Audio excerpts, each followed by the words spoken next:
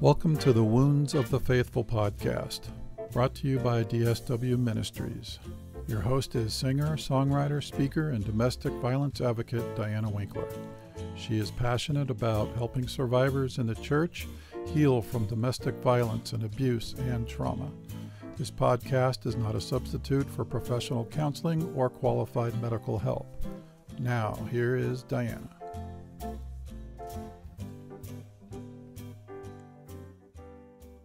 Hey everybody, welcome back. I hope that you enjoyed last week's podcast, a lesson on the book of Daniel. And I know that was a longer than usual podcast. It was almost an hour and a half. I was going to section it off into a two-part series, but there wasn't really a good place to stop in the middle without disrupting the, shall I say, momentum that I was on. So I just decided to keep going and do everything in one episode. But I hope that you learned some new things about Daniel and that you are not afraid to dive in and explore a book like Daniel, even if it has some prophecy in it or some parts of it you don't understand. There's always something for you to learn or experience in God's word, even if you don't understand everything. So today, what we're doing is taking a break from some of the heavy material that we've been covering. We've been doing a lot of tough topics, and I like to once in a while do a light, entertaining episode for you guys just to break things up and have some fun. And so this week I have somebody from my church, Peter Franson, and he is the host of our church's podcast in Red Mountain Community. And Peter has his own podcast called Christian Geek Central. And he basically talks about culture in response to Christian ideals. How can Christians, I guess, sort through the huge amount of entertainment choices that we have? What's good quality entertainment out there? So he talks about movie reviews, and he is a gamer, and so he does reviews on a variety of different games. I am not a gamer, as you guys know. I haven't played any games since early Atari days, Pac-Man and Space Invaders and Frogger. Oh, and Pong. But anyway, he's on the worship team at our church. He and his wife, and he has two boys who are preteens. And I just wanted to have him on the show. I've been wanting to talk to him. He usually sits in front of us with his family, and I usually get distracted, and I never got a chance to talk to him and invite him on the show. But he told his story on the church podcast. One of the other staff members interviewed him, and there were so many things that I related to, a lot of things that we had both gone through, very similar situations, and I just thought it would be neat to have him on the show. He's very interesting. He's a musician like me, and he studied voice just like I did, and he was on staff at a church just like I was, and he had a really dark season that we're going to talk about. And he has the opportunity to reach some of the young people with his gaming ministry in ways that we can't reach kids in church. There are so many kids that won't even darken the door of a church, but they will play a game with you on Twitch or watch you review a movie or a game they're interested in. And Peter does some Bible study for his listeners. And so we're going to talk about a variety of different topics. This is like Geekville. We're going to talk about movies and TV shows. We're going to talk about video games. We're going to talk about Christian culture and canceling. We are talking about spiritual abuse and Peter's story today. And so, we're going to be a little geeky today. And if that's not your cup of tea, you don't like to talk about movies or culture or anything like that, we'll see you next week. We'll be back here for another episode, but this is going to be a lot of fun. We had a lot of laughs and we're just shooting the breeze, just chit-chatting. It's just a nice break from talking about abuse, capital A abuse. So I'm going to read his bio a little bit here, just so you know exactly what he does. Since 2006, I've been operating as Spirit Blade Productions to create entertainment and resources that equip, encourage, and inspire Christian geeks to live in the freedom and purpose Christ offers. What began with audio dramas like our genre-bending Spirit Blade trilogy soon expanded to include a ton more content and community under the Christian Geek Central banner. As Spirit Blade Productions, I still produce audio stories, but every week as Christian Geek Central, I also put out free content for geeks who love their hobbies and want to live life intentionally, whether through the weekly Christian Geek Central podcast, to my knowledge, the longest running podcast for Christian geeks in existence, entertainment, review commentary videos, in-depth Bible study with geek-specific application, or recurring video game live streams, Christian Geek Central has been producing a wealth of regular content, all custom-made for the Christian geek. So even if you're not a geek, sit back and listen and enjoy my conversation with Peter Franson. Enjoy. Please welcome Peter Franson to the show. Thanks so much for coming on today. This is going to be so much fun. Thank you, Diana. I've been looking forward to it. Yeah, I've been listening to the church's podcast that you're the host of and hearing the stories about our church and so many different testimonies and how they came to Christ. And so I've been really enjoying that. And I think my favorite was Della when she came on the show. Yeah. Remind me what her title is at the church.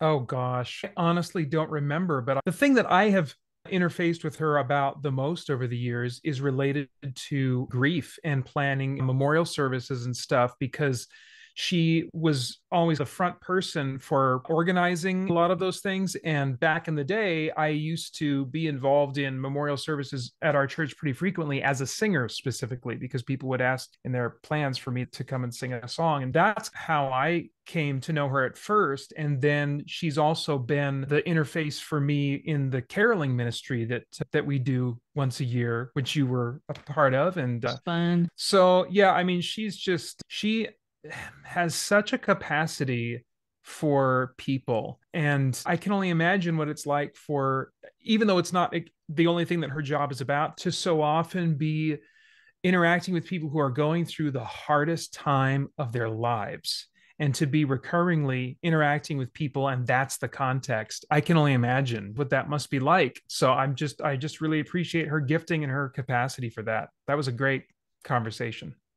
Yeah, that was a time when I lost my oldest brother. And so I appreciated your vulnerability and your tears that day. It was like you weren't afraid to cry in front of us. And it really touched my heart because that was one of my hardest times of my life. You have another podcast that you do, your Christian Geek Central, and fair warning, we're going to get a little geeky today. I got an outline. Who knows if we're going to even stick with the outline. Whatever. Yeah, I'm good for whatever. Woohoo. All right. We're going to have a lot of fun. Start out with what you do on Christian Geek Central. A bunch of stuff, huh? Yeah, that's a ministry that started around 2006, 2007. And so I've been doing that podcast weekly since then, since 2007. And we're into like 700 some episodes now. And basically, between the podcast and the Christian Geek Central YouTube channel, I am interacting with and talking about reacting to various forms of geek entertainment, whether that's movies or comic books or TV shows or video games. I'm talking about them, of course, as a geek and a fan myself, but also specifically from a Christian biblical perspective and taking a look at some of the themes maybe that show up that are worth reflecting on, and when they line up with biblical teaching and noticing when they run counter to biblical teaching. And then also talking about and just putting in a confessional journalistic way my own life on the table and just talking about what experiences, strengths, weaknesses tend to be true of us as geeks and the various temperaments that we often have, and just trying to explore and share what it is to be a Christ follower who is also really super into nerdy stuff. And then along with that, there's also a weekly Bible study, and I teach through as best I can books of the Bible, just going verse by verse, chapter by chapter. And first, to do my most responsible job of exegeting the passage and understanding it, but then looking for ways that it might specifically be applied to those of us who would describe ourselves as geeks, given the kinds of rhythms of life that we're in and the kinds of temperaments and wiring that we tend to have. So that's, I guess, in a really large, wordy nutshell, what Christian Geek Central is about. That's cool. I've been binging the show and picking and choosing which episode I want to listen to. And we'll get to this probably later in the podcast, but there's definitely some opinions that we differ on and some others that I'm like, yes, finally somebody else feels this way. I think that's the nature of being a geek, is like we really enjoy having that experience of finding someone else who enjoys something and appreciates something in the same way we do. But that same degree of particularity on our part is going to lead us to discover, oh, we have very different feelings about this thing here. And that's one of the things that I think is really relevant to just living life as a geek, talking about geek entertainment. Sometimes social interactions are not our strong point. And if we're not careful, we can get so passionate about the nerdy things we love that we can find ourselves actually creating divisions between us and other people over these nerdy passions we have that really ought to, at the end of the day, be a source of refreshment and something that brings us together. But I mean, that's certainly something that's true of the geek experience. Yeah, we're definitely going to cover a bunch of stuff on that, but the listeners are probably like, this is an abuse podcast. What are we talking about geeky stuff for? I mean, you've stated not a capital A abuse survivor. I knew that going into this, but we've all experienced some little abuses and mistreatment and persecution and trauma, and we've all been wrong some way. And we can talk about those things too. And yeah, you seem to have some experience with spiritual abuse, and you've helped young kids through some really hard stuff, some legalism. And so we're definitely going to cover those topics, but I'd like to have you tell the folks what it was like to be raised in a Christian home. What was your faith journey like and growing up, all that good stuff? Yeah, my earliest memories in terms of what kind of church we went to, the denomination is called Lutheran Brethren. And I couldn't tell you very much about the doctrine and that sort of thing, because by the time I was in 5th or 6th grade, we were attending a United Methodist church for a few years. And then after that, starting in 10th grade, we started attending Red Mountain Community Church, where you and I go now. And I think that we only know what our own experience was. And so it's hard for me to imagine the what ifs of if I hadn't been raised in a Christian home. But what I have certainly noticed, I especially started noticing it in high school, was so many of the pitfalls and unnecessary hurts and unnecessary drama and burdens and stuff that I was not running into because of things that I had learned as a believer and because of choices that I was making. Of course, I make terrible choices all the time, but what I noticed and what I've continued to notice is, to the degree that I make choices in line with what Christ wants for me, I tend to avoid a number of problems. Now, sometimes those same choices will lead us into hard situations, and we have to deal with that too. But on the whole, I think that having been raised in a Christian home and having just the foundation there that my parents provided, even though we were at several different types of churches, just safeguarded me against so many unnecessary hurts in life. Yeah, you have that basic foundation of right and wrong, and this isn't something I should be involved with. So when did you like really come to know Christ? Like your faith is your own kind of thing?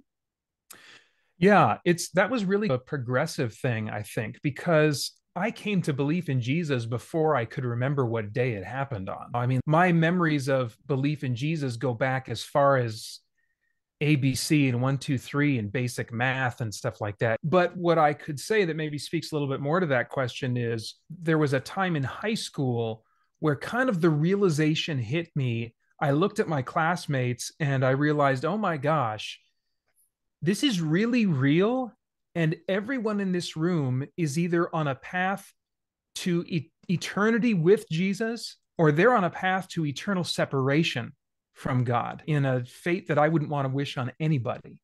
And that just was such a sobering reality. And one of my closest high school friends has told me many times he noticed the year when like Pater became sober. And so I think that time in high school was what kind of set me on the path to just in general as an adult, because it was just a really sobering realization. And I think as we grow older and spend more time maturing in the faith, we have several points of sobering. I've had some in the recent years as well, and I imagine you have too. But I would say, yeah, that was probably when it really became, in a very pronounced way, this sobering reality that changed radically the course of my life.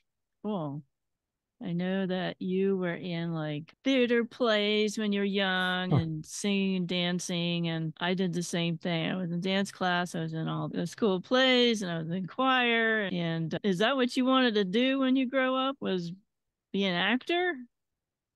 Yeah, I grew up in a very musical family. And so for a time, and I had 2 years in the Phoenix Boys Choir, which really provided a even further strong musical foundation. And my love of theater, I really thought that I was going to go to Hollywood and pursue that life as an actor. But it was after that kind of sobering awakening that I had in high school that I realized, oh no, that's not the life that I want. And so I knew that I was going to be heading into some kind of ministry that would, in my mind, almost certainly incorporate my creative gifting, whether that's singing or acting or anything else creative.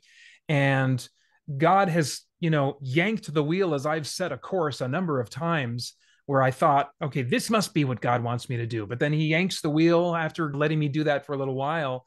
And so I've had that happen to me a number of times. But I would say a significant through line in all of that has been trying to bring to bear whatever degree of creative gifting I do have to connect with people and to help connect them with truth. Now, did you want to be a pastor? I think you said at one. I was the worship pastor at our church for 2 years. I had worked on staff underneath the worship pastor before me. And then when he stepped down from that position, I put myself forward as a candidate for the role, and they tested me in that for 6 months, and then I was in that position as the worship pastor at our church. And that was 2 years of very good ministry, but very difficult ministry. We were taking the church through a very significant transition in terms of what corporate worship was, what it looked like, what it was about, what it was fundamentally for on Sunday mornings, taking it to a place of just greater focus on God as worship is meant to be. And there were just some things that we'd been doing up to that point, which had some good points to them, but also in the same way, we're not on the focus that we realized we really needed to be long-term for the health of the church. And so with the support of the elders at our church, we started moving in this new direction that was more intentional and purposeful and urging people to really engage on a heart level as opposed to just coming and listening to the music and watching the bouncing ball and maybe mouthing some words now and then, but really to see what they're doing as this actual engaging with the Holy Spirit on Sunday mornings through the lyrics and through time that we're sharing together. And there was some resistance to that. And a good chunk of that, I could certainly lay the blame at my feet for wanting to get there too fast and not being patient enough to take it at a slower pace. And on the other hand, there were some people that I don't know if they ever would have been ready and were just causing friction in the ministry and talking behind my back. And it was a time of turmoil. And yeah, this would be like the closest thing to talking about some kind of trauma or some kind of abuse that I've experienced. I really wouldn't call it abuse, but It's traumatic, I know though. it was. I mean, there was at least one or two occasions where I came into my office and closed the door and just crawled under the desk so that if anyone looked in, they would think I was out somewhere. Just hid under my desk and just sobbed because I just needed to get it out. It just felt like everyone that I was working with and serving with most closely, so many of them, I mean, it felt like this wasn't the reality, but it felt, oh my gosh, everyone hates me. And I think as creative people, I imagine you can understand this too. Artists tend to be more sensitive. So we're going to feel those wounds much more quickly and maybe more deeply than some other people might. And so this is what I would say on the subject of maybe abuse or trauma, and possibly as it relates to the ongoing content of your podcast. I know what it is to be hurt by Christians. I know what it is to feel turned on and betrayed by other Christians. And I know what it is to be hurt so bad that you want nothing more than to just leave that church and start again somewhere else. And that's a hard place to be. But that wasn't the choice that my wife Holly and I ultimately made, and I'm so glad that we stayed at Red Mountain. We've just been so hugely blessed to have been there still.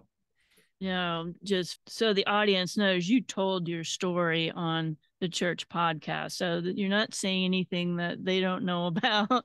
That's right. So I was on staff at a church once, and the audience knows my story, and I have cried during my work day, and I was like, the same thing. People didn't like me, or they didn't like my ex-husband, or I couldn't do anything. And I eventually lost my position because the gossipers were saying untrue things about me. But I have been through some of those things where you wanted to crawl under the desk and suck your thumb and yeah.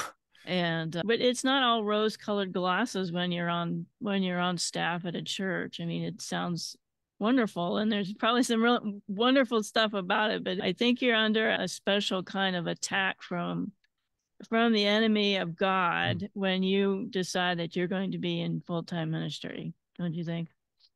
Yeah, I'm heading into some new ministry at our church now, and I'm bracing for that a bit. I've just started in January a year as a provisional elder, and if there's nothing during the year that I see or that the other elders see that would indicate that it's not the right fit, then I would continue on until ideally I age out of that role at 65. And so I've been counting that cost a lot. And in any kind of leadership role, whether it's as an elder or as a pastor or someone that, is an associate and working in the admin department of a church, you're in a role of leadership. You are helping hold things together in the organization of the local body of Christ. And so there's just different ways that the enemy's going to target that, because the last thing he wants is for church relationships to be healthy. Yeah, for sure. I really love our church. In our darkest times, the last 2 years, they have been a super awesome support and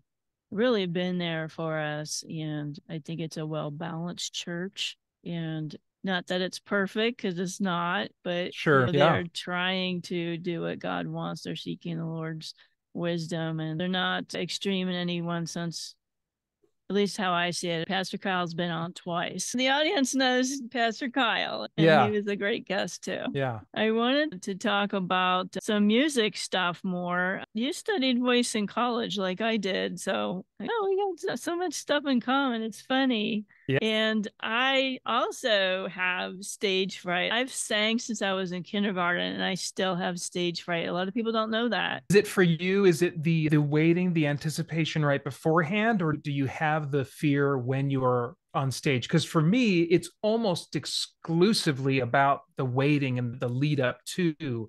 And then once I'm on stage, I actually fall into comfort level. What's your experience been like? I over prepare, and that has been the only thing that's really helped the stage fright and just obeying the Lord's call and getting up there. But yeah, I'm nervous beforehand. I just noticed that when I get up there that my breathing is affected. You can't hear like my voice warbling or anything, but I can tell that my notes are not as powerful as when I practice by myself. It's never the same. Maybe it's, I don't know if it's a spiritual thing or just I need to strengthen my breathing more.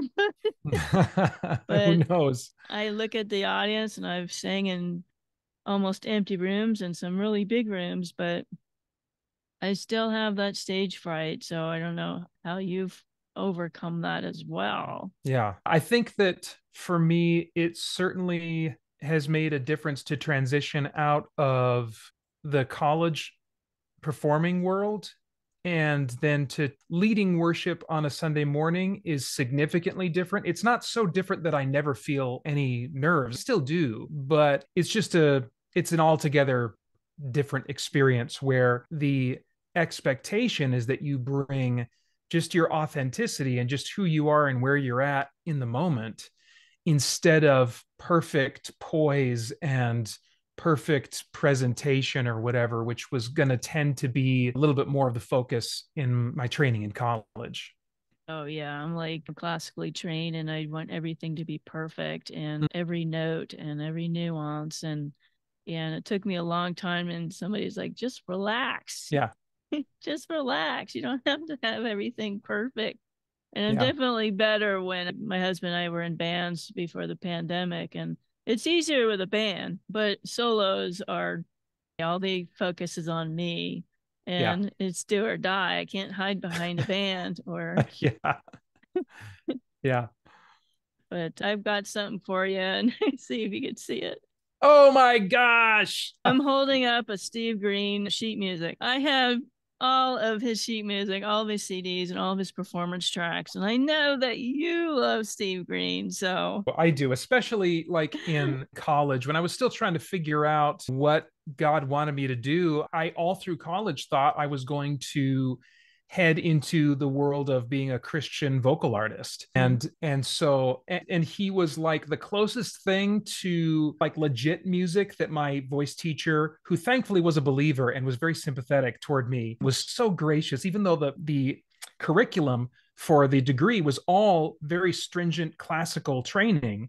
He would allow me to do one Christian contemporary song a semester. kind. And it was very kind of him. And yeah, Steve Green was the best fit at the time. And I've got, I think I didn't buy any of his CDs after. He had one, oh gosh, what is the name of it? I think it's called Somewhere Between. Yeah. And it was a very dark and somber. Very different than his. Yes. And it's my favorite. Really? I was going to ask you which was your favorite one. I think it's my favorite because I just the older I've gotten, just starting somewhere in my 30s, I just started having these more kind of somber, dark thoughts dealing with typical midlife stuff and thoughts of mortality. And but I think I've always liked a little bit sadder music without realizing it. Like on the secular side of things, my dad listened to a lot of Barry Manilow growing up, and he has a lot of sad songs. And I think both in the case of Barry Manilow and Steve Green, there's some crossover stylistically with musical theater, and there's something very dramatic and cinematic in a sense about the way orchestras are used in various ways in some of his tracks. And so, yeah, I think that's certainly something that I've loved about him. I don't really listen to Steve Green for my own enjoyment anymore, but because I try to fit in vocal exercising every day, I found that I've got a large selection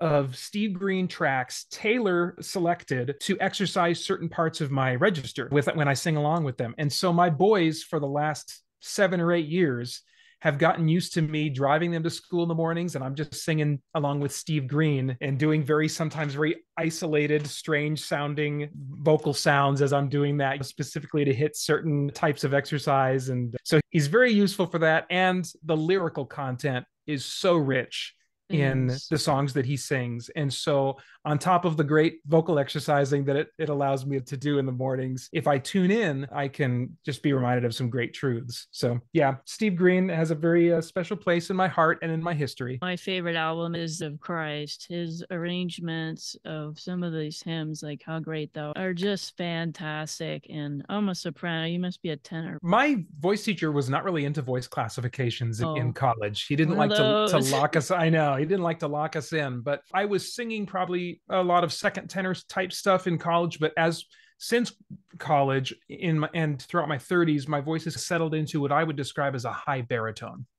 Okay, yeah. A high and usually light baritone. Okay, cool.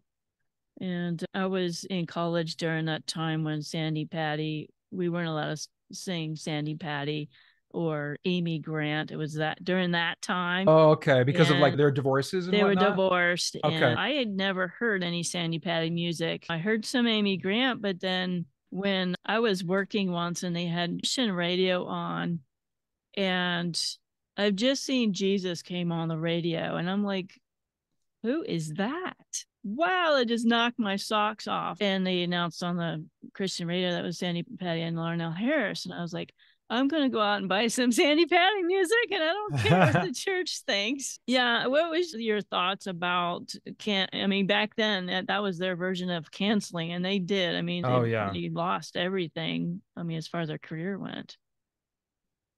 Yeah. Yeah. I mean, very sadly, conservative Christians were doing cancel culture long before it was called that. And I wasn't really tuned in enough to the music world to really be super aware of that. I knew that there was some controversy with Amy Grant. Even before, I think, her divorce, she had an album that was, she and Michael W. Smith were both like trying to go mainstream for a little while there. Yeah. And finding some success there. And I remember some Christians being like, oh, they're giving up their faith or whatever, and that kind of stuff. And so I remember hearing some of that, but I wasn't really listening to much Amy Grant or Sandi Patty. I knew of them, of course, and would hear some of their songs now and then, but I mean, I wasn't really tuned in to the industry on that level. For me, the aspect of Christian cancel culture back in the 80s and 90s and stuff showed up more in my love of fantasy. And I didn't play Dungeons and Dragons when I was a kid, partly because I was a little too young for the complex rules, the complexity of the rules. But I mean, my parents wouldn't have let me anyway. They wouldn't let me watch the Dungeons and Dragons cartoon just because of things they had heard second, third, fourth hand. And there was no internet back then to really do your research and say, oh, I wonder what the truth is about this. They just were going off of what the televangelist said, and surely the televangelist would only speak the truth or whatever. I don't know where my parents were getting some of their thoughts from. And since then, they've come around and said, oh yeah, that's not something we're concerned about. But I've experienced a little bit of that. We, the survivors, most of us have suffered this church legalism and telling us what we can and cannot wear, what we cannot listen to or watch or hang out, hang out with certain people. And yeah, one of them's Harry Potter. I'll be honest, I never read the Harry Potter books, but when I got married to Brian, he loves Harry Potter. And he had me watch like 3 of the movies, and I didn't really see the attraction. Maybe the books are better, but like, I can't really get into this. But I know it's super popular. But what was it? John Hagee used to say that the spells in Harry Potter were real or some crazy thing. Gosh, I don't know anything about that. That's what I used to hear. It sounds like whimsical reconstructions of Latin words or with a little bit of English thrown in. I mean, it's so whimsical. But I mean, I think so much of it comes down to what is it being used for? What is the intent of the creator? And what's the net result of the product when it comes out? I think there are things that can be created even with evil intent that Christians can redeem through the way that we talk about them and what we choose to reflect on after we interface with that piece of entertainment. So there's a lot to talk about and noodle on when it comes to that kind of stuff. It would be an example of something that could be used for God's glory that you wouldn't originally you'd think, oh, that's satanic, or I shouldn't be watching that? Let's see. I think that there's so many different examples that I almost get brain frozen just trying to think about it. But I mean, playing video games can bring people together if they're playing video games online together, even if the subject matter of the game is, I don't know, blowing away zombies or whatever, something that looks really gory and violent and stuff. I saw a movie called The Color Out of Space with Nicolas Cage, and it's a horror movie that's based on, it's an adaptation of a story by H.P. Lovecraft. He was definitely not a believer. And I think actually he was probably a very disturbed, haunted man. And think he was probably living pretty far apart from God and was just in a really dark place. But Color Out of Space, that movie, watching it, the way that it portrayed some of the disfigurations that happened to people as they were being mutated by this evil thing from space, I was looking at it, I was like, psychologically, I think this is trying to tap into the fear we have of watching our loved ones deteriorate from disease. And I realized that I was disturbed because of that. There was something on that level. We don't like to think of ourselves deteriorating or those we love deteriorating. And here there were characters that were dealing with that in this story, watching their loved one deteriorate. And because of the way I chose to react to it and think about it, it led me to some really worthwhile, prayerful contemplation of my mortality, the mortality of my wife, the mortality of my sons, and to really process that in a way that I found very helpful. And I can't imagine that the intent of the Creator had anything to do with that. It was just tapping into a primal fear of that's common to humans. But we can choose in those moments in how we think about those things, what truth we bring with us to the experience, to then allow it to be something that directs our thoughts in a really worthwhile direction. I don't like any zombie movies. I watched one episode of The Walking Dead, and yeah, the zombies were scary, but I watched Face Off with the movie makeup. They show you how they do the movie makeup, so it wasn't as scary. But what was terrible about it was how human beings treated each other. And that's what the horror to me was, and I did not want to watch that anymore. Yeah, you're not alone in that. I think a lot of people are. Yeah, absolutely. You were talking with a kid on one of your forums. You have like a community there, and talking about the legalistic church that, I guess it was a young man, and his church was like a cult. What kind of conversation was that you were having with him? That was an interaction that I referenced on the church podcast where they interviewed me. And I could tell pretty early on he was coming from, at the very least, some kind of legalistic strand of Christianity. But it was over time as he would ask questions like, what do you think of this? Or sometimes when he wouldn't ask a question, but he would say, that's wrong, you shouldn't be doing that, or whatever. There was just things that he was asking, things that he was saying that were more and more painting a picture of him coming from, at the very least, a legalistic background, and more starting to sound like cultic, in the sense that it was a church that would have described itself as Christian, but was disconnected from any kind of submission to other Christian community. And there was just not really a system of accountability.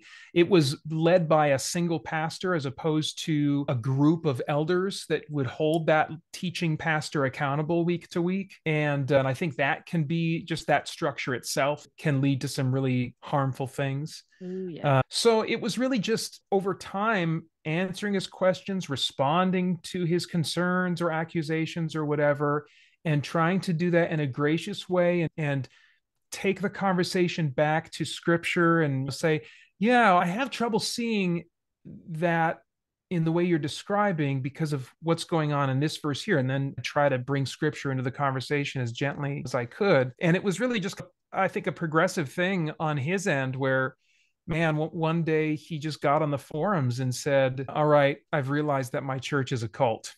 And man, I remember when I read that I think almost immediately I just started crying and just praising Jesus that he had come to this realization, because I could certainly tell that he was in a really dysfunctional spiritual environments. And I think just from watching other people interact with them without talking to them privately about the situation, but just seeing the grace and the concern that they were also showing as they interacted with him on the forums, there were several of us that could just tell, oh boy, this guy and his family are in a dark, harmful place. And so it was so amazing to see him come out of that. And then around the same time or not long after that, his parents, his whole family ended up leaving that church. So yeah, that was something. So you really felt that you were able to influence him, or at least encourage him in the right direction. Yeah, I was able to play a role in that for certain. We're so limited in how we can interact with people that there's so much we don't know when we're talking about online interaction specifically, is what I mean. I don't even know if I'd seen a picture of what he looked like by that time. I think I did at some point after that, but there's so much we don't know and so much that's not communicated through text alone. You can't hear tone in text, which is why people can end up hurting each other without realizing it. And it's such a hard medium to do ministry through. But at some point, I think you bring what you can and then just pray and trust that the Holy Spirit has all kinds of tendrils in their life that are all ultimately working in concert. And it's really amazing to discover at some point that you've been one of those tendrils and a part of that. You guys still keep in touch? Actually, no. He, not long after that, started going to college, and I think he just got busy with life and stuff, as tends to happen.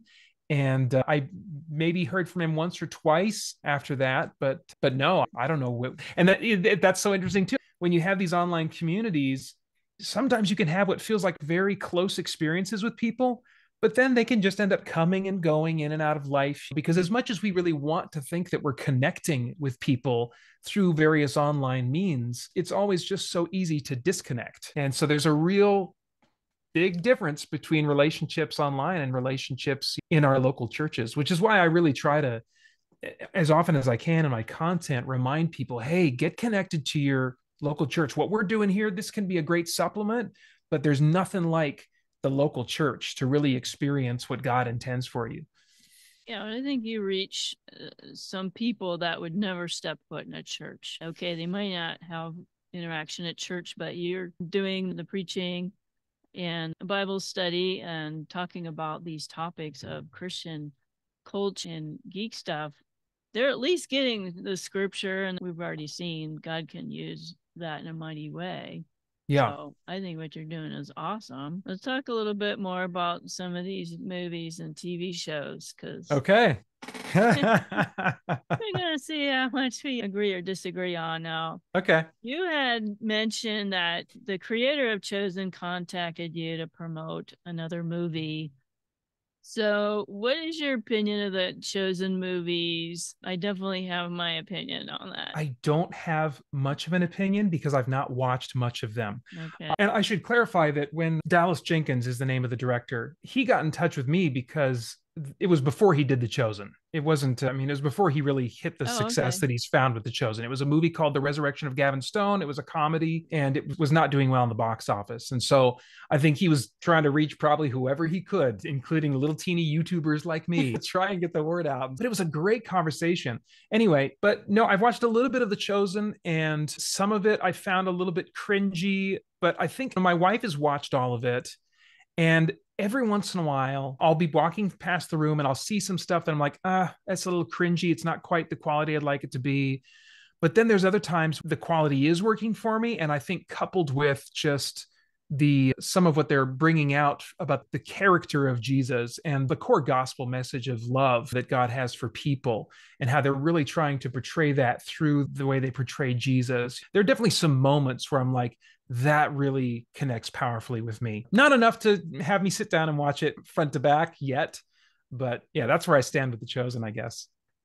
I think I watched 1 or 2 episodes, and because everybody was just talking about it, Christian movies have been like, some of them are really terrible. Okay, terrible in quality. They don't match up to what the secular world is up to. And so I watched The Chosen, and I have a real problem with adding stuff to it to make it more entertaining. They made the scene I was watching, they made Mary Magdalene a prostitute when the Bible says she was possessed by demons. She wasn't a prostitute. And they made Nicodemus really weird.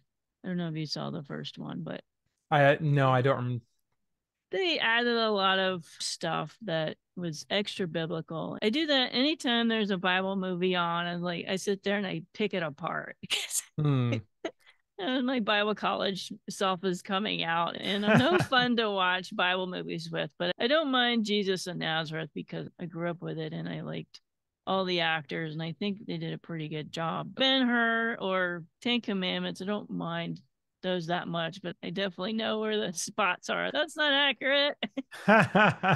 Yes. Yeah. Nobody wants to watch movies with me now. But on the other hand, if The Chosen is getting people to go to church or get interested in the Lord, to get into their Bibles, I'm all for it. Yeah. Go and watch it. Don't let me rain on your parade. Yeah. People probably tuning out now. Diana, potted all over my favorite show. Sorry, everybody. I think the nuance that you use in talking about it is appreciated and valuable. I mean, because there are some people that don't like The Chosen, maybe for some of the same reasons, who would not have any of the nuance that you just expressed when you said, but you know what? If it's drawing people to get into their Bibles, then go for it. There are plenty of Christians out there who would say, this is horrible. You shouldn't do it. There's no reason you should ever. And I think that we're lacking nuance in the way that we talk about things and the way we think about things. And so, yeah, I appreciate your nuanced thinking there. And now we're going to go to the other side of the pendulum. I listened to what you were talking about with Stranger Things and totally agree with most of what you said at the TV show. But I have a problem with the traumatic scenes with children doing those types of scenes where experimentation and spiritual elements and violence. I heard stories about Linda Blair that played the child that was in The Exorcist. She remembers that she was the monster and it affected the rest of her life. These children that are being in these kind of movies, I don't think that's right, to be honest with you. Yeah, I don't know. There's so much that I don't know about what's going on the set and how they are talking about these roles and the process of acting with children. I honestly would extend that and say that I have a lot of questions about how healthy certain disciplines of acting are for adult actors. The states that they get to emotionally to portray a certain scene. I'm not saying that across the board this is the case, but I can imagine how someone would end up going to a very unhealthy place mentally and spiritually in order to execute on bringing forth the emotional response in the moment that the camera and the director are calling for. I even wonder about something as simple as a stage kiss between two people that are not married when one of them is. These are questions. I couldn't point chapter and verse and say, based on this, we shouldn't do this. I don't know. I just have lots of questions. And I think that God's perfection is so far beyond our best ideas of perfection that we think we've apprehended, that I think that there will be a lot of surprises before the throne of God when he will say that actually wasn't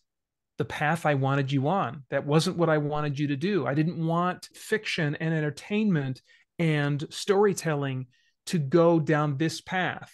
Now, what the particulars of those things will be, I don't know. Like I said, I think there's going to be a lot of surprises. But at the very least, I'm with you in asking questions and wondering and having concerns. Yeah. Yeah. You said that you don't really enjoy movies with child actors. I tend to not enjoy them because I don't find them as convincing as adult actors. And yeah, and that's just the nature of the beast, right? Every once in a while, you'll get a Dakota Fanning or Drew Barrymore when she was a child who have this great emotional access. Now, who knows, again, on the set, how they got there and how healthy that was and how healthy it wasn't.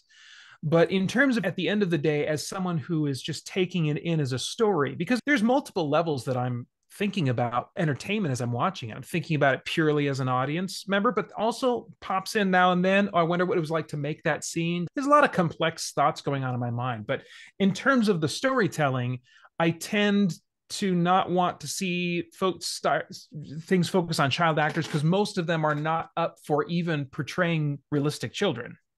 Yeah, I'm gonna have to get on you about Obi-Wan. I love that show. I don't know how we can be friends now because I loved Obi-Wan. I love Ewan McGregor. But yeah, the kid was annoying. Little snippety snip. Yeah, I agreed with what you said about her acting, but yeah, she's a kid, and so let's give her a little slack. But I loved the Darth Vader fight with Obi-Wan. I thought it was good. Or maybe it's just Ewan McGregor. Yeah, these days, I don't know. I don't really have strongly negative feelings about most of the entertainment that I watch. I mostly just get to a place of I'm not really interested because there is freaking so much entertainment to choose from. And so it's not that I hate Star Wars or I hated the Obi-Wan show or anything remotely like that. It's just, yeah, not really working for me. Man, I got some killer video games I could play instead. So it's a matter of time and wanting to get the most out of your time. Yeah. I have to agree because I didn't like Andor at all. I was like, this is boring. The cinematography was like gray, and there's a prison and Schmiegel's in it. I didn't like Rogue One, and you mentioned that you have to know Rogue One really well to know what's going on in Andor. I was like, I don't really care if we watch this or not. Yeah. But other shows, like you say, you want to spend a lot of time on. I'll have to confess, I absolutely love John Wick over Matrix. I'm obsessed with John Wick. So we're waiting for John Wick 4 to come out in the theater. Yeah. We're going to go and see it. And I don't usually like dark movies like that, but I watch it for the martial arts moves. I'm like, oh, nice. Cool. They got the Malinois and that was so fun. I don't usually like the dark stuff. Blade Runner really surprised me. I absolutely loved the Blade Runner series, but that's totally not like me. The first one, of course, is a classic. And then you saw the second one, I'm sure, right? I did. Yes. I thought it was incredible how they blended the old one with the new one and the plot and the cinematography and the acting. Excellence just shines through, I guess. Yeah, we could talk all night about movies, but we'll end with one more. You talked about Quantum Leap. And I'm a huge Scott Bakula fan, and I own all the stuff that he's ever been in, including the original Quantum Leap. And so it was like, how dare they remake Quantum Leap? That's wrong. We watch it, but I felt exactly the same thing that you did about Quantum Leap. It's not the same. It's nothing like the original. And I would like Scott Bakula to at least do a cameo. Yeah. But you talked about Ian in Quantum Leap. Ian's the transgender character in the show. Yeah. And we talked about how that Ian is portrayed as promiscuous. So elaborate on that. Oh, gosh. Yeah, that's ringing a bell now. It's funny. When I review stuff, I'm reviewing stuff every week. And it's the kind of thing where I watch it and then I make my notes about it and then I record and get my thoughts out there. And then they like exit my brain and I just move on. And unless it was something I really loved, I forget a ton about the experience. But you're not watching it anymore, huh? No, I think I tried. Did I try one or two more episodes? Maybe. I might have watched one or two more. I can't remember now. But yeah, if memory serves, and it probably won't, yeah, I remember that character being portrayed as promiscuous and just in a way that I was like, I wonder if the transgender community likes this portrayal or if they would say this is falling into a negative stereotype. So it would be interesting to talk to someone from that perspective and ask them what they think about that character. I have some friends at work that are in the LGBT community, but we haven't really talked about that show. I might have to bring it up. I don't have a problem with having characters from the LGBT community. I especially like when they talk about treating everyone with respect because everybody's a child of God. Everyone deserves not to be bullied or abused or beat up or lose their job or whatever. But what I don't like is when they make it an agenda. Yeah. And then they're like shoving it down your throat. And that's what the focus of some of these shows are that I think you mentioned a few other shows that had the same shallow relationships. And Willow, like Willow is nothing like the original Willow, and we just turned it off. Yeah, and it seems like they're trying too hard now. I like seeing diversity in movies. I think it's great. Is it maybe trying too hard? It's interesting. I don't know exactly how to connect the dots, but I remember feeling something similar about 8 to 10 years ago when I was reading DC Comics. I'm a huge DC Comics fan. And they rebooted the DC universe and had an initiative that reestablished characters and erased some of their histories and recreated them and stuff. And they introduced a bunch of new characters.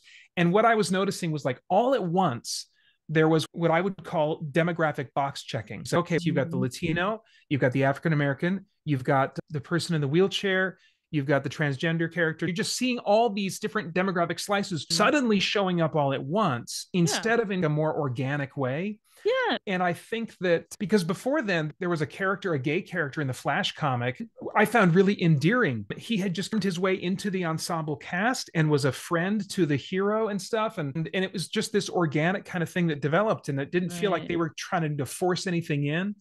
And it's hard to quantify, okay, if they had done this differently and not had these different boxes all checked at once, would that have resulted in a better story? I mean, I don't know how you can figure that out and measure that. All I noticed was at the time that was happening, I felt like the stories were making less sense and the characters were less interesting and less well motivated. And so I can't help but suspect that there was a connection between the two, that maybe somewhere in the editorial room, there was energy and time being given to making these other things happen and checking these boxes instead of really trying to craft the story that was really going to dramatically connect with audiences the most. But that's speculation. I don't know. You want stories that reflect the kinds of people we find ourselves interacting with. But it's, as you said, when it's an agenda, when you notice, oh, the gay person is always right.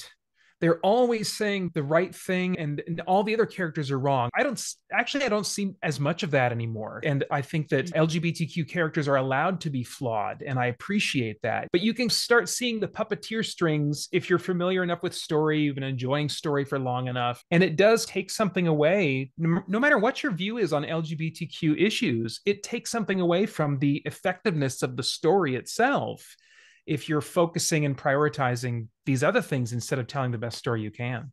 Yeah, let's pick the best actors and actresses and let's come up with the best writing and plot for the entertainment that people are coming to see. Not really necessarily coming to see exactly what you said, the check boxes, because it looks fake. Yeah. Boy, we could talk all night about a whole list of movies, which we'll probably have to do in church at the luncheons. Yeah, and great. Sit down and argue and disagree about stuff or agree about stuff. But I so appreciate you coming on the show. You want to say to the audience, definitely tell them where they can reach you and watch your podcast, your YouTube channel and such. Oh, sure. Yeah. I mean, you can go to christiangeekcentral.com and it's just basically a link tree, but that'll take you to the YouTube channel, the podcast, the Patreon page, anything else you might want to know about what's up with this weird Pater guy. You can find your way there at christiangeekcentral.com. And I appreciate you having me on, Diana. This is great. And thank you, listeners, for going off the beaten path. I know this is not what the podcast here is normally about, but I appreciate the opportunity to just chat and share. Yeah, it's fun to do something different because we talk about really dark topics. So need a little break from that. So thanks for being on the show, and say hi to your family, and God bless you. My pleasure. Thanks so much. Thank you for listening to the Wounds of the Faithful podcast. If this episode has been helpful to you, please hit the subscribe button and tell a friend. You can connect with us at dswministries.org, where you'll find our blog along with our Facebook, Twitter, and our YouTube channel links. Hope to see you next week.